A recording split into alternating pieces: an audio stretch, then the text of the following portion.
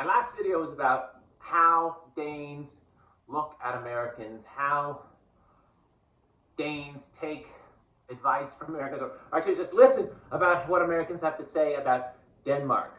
And I got a lot of comments, and they were very sobering, and they were very correct, because here's the thing that I've learned having a Danish girlfriend. I grew up in the United States, and I didn't grow up in the middle of the United States. I grew up in New York City, so I knew there was an international world out there. But I really didn't know there was an international world out there until I was with Danish girlfriend. Yes, I had been to Europe, but I'd been to Europe as an American does. Like you go to France, and you go to England, and you may go to Italy. And you just think, oh, isn't that great? Because I can have Italian food in New York City. So Italy's there. Now, when I went to Denmark and I started listening to Danish girlfriend, her friends, and her family, I didn't hear her family, but I heard what her family would say about things from Danish girlfriend, because Danish girlfriend's family and I don't speak Danish well enough to communicate with them. They don't speak English well enough to feel comfortable communicating to me. So we have an interview. But I had no idea that there's such an international entanglement going on.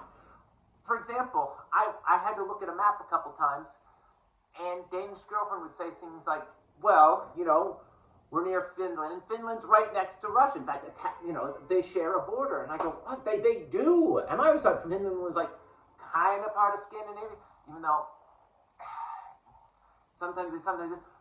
All I'm saying is, when you're in Europe, you're very close to things that are not very good and unsettled, and there's constant tension.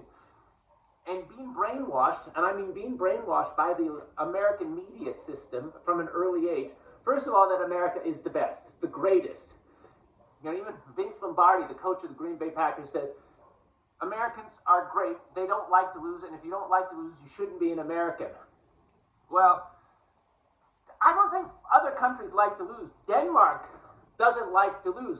Danish girlfriend's father is an avid handball fan, and the men's handball team has just won, or recently won, the World Cup in handball. They like to win, but they also realize that sometimes you lose. Like in 1864, they lost, and they had to go back and think about things and how they could survive. So they looked within, and they started producing a lot of farm produce on their farms. They educated people, and they became the society that they are today.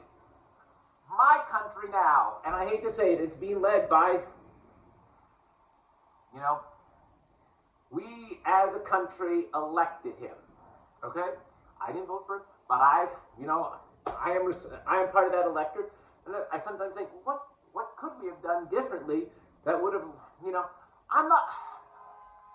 what really bothers me is that there's such divisiveness. If you looked at the last bill that they did for Ukraine spending, they had about 70% of the senators vote for it, and they were all in the center. The people on the far right, the MAGA people, didn't vote for it. The people who are really, I don't even want to call them liberal. They have just this agenda to hate anything that is not what they want, and that's not how to govern. I digress.